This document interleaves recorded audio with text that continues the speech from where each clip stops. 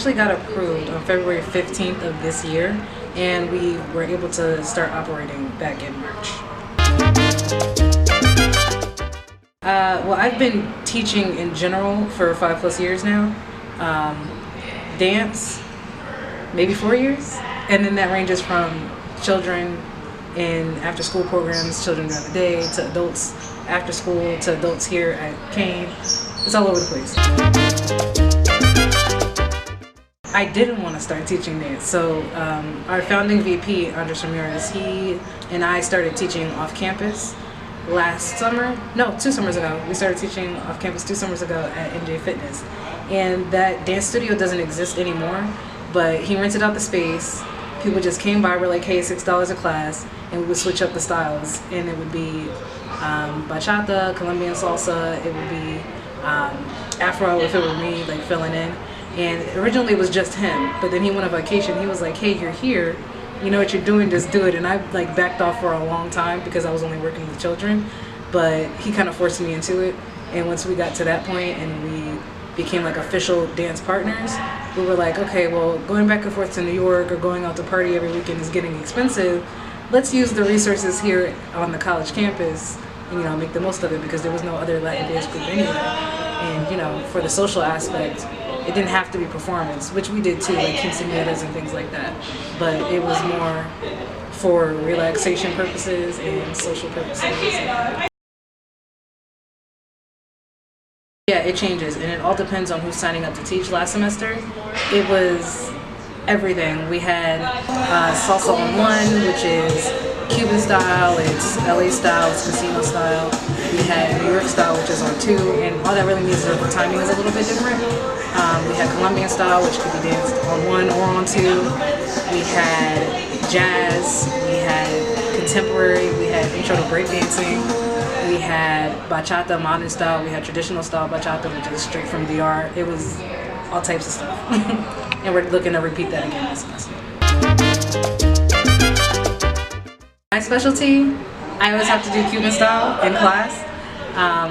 And that's because when I first learned Latin dancing, I learned on 1. So as I started getting acclimated to different styles, my personal style is always going to be on 1 timing, but you'll see me doing like Colombian footwork. You'll see me doing Afro-Cuban movements.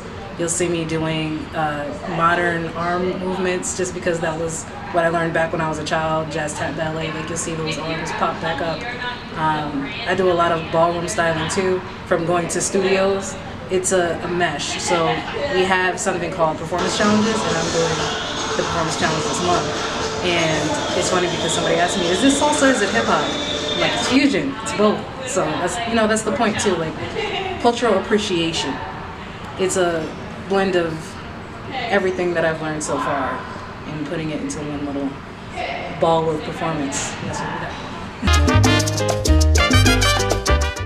Because we're so new, we've only performed 2 or 3 times here on campus. 3 times now. So the first time was KDM last semester. We did something called Humanity, which is a franchise team by Maria Ramos in New York City. I was on her team in New York, and then I started directing it here in Union, right around the corner actually. So Angelina, who's our secretary, was on my team since November of last year.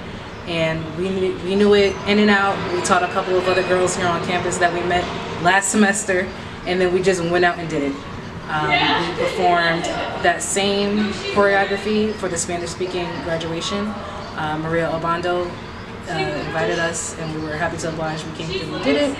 And then the third performance was actually me and Andres, and that was for Creole Vibes with Haitian Student Association, and that was bachata. Okay. We would like to do more. A couple of opportunities came up, but it was too late. We're just now starting our performance team. So everything that we already did came from something else, and then we brought it here, but now we're getting ourselves established as AfroLatinX Project. This is us, this is what we do. Our names are attached to this choreography, and it's coming. So again, we have our open level classes, which means they're very basic, very beginner. Anybody should be able to walk right in and learn what we're doing. Then the third tier is the performance team. We're asking that you be intermediate, advanced, because we go off campus and perform. in professional spaces with that group. And we're actually having our first rehearsal right now. But in between those two is something called performance challenges. So it's not basic beginner level, it's a little bit higher because you have to learn it in 1 to 3 days, and it switches up styles. And then because it's not the performance team, you can learn the choreography and not perform it, or you could learn the choreography and perform it the last Wednesday of every month at our social called Fiesta Mambo.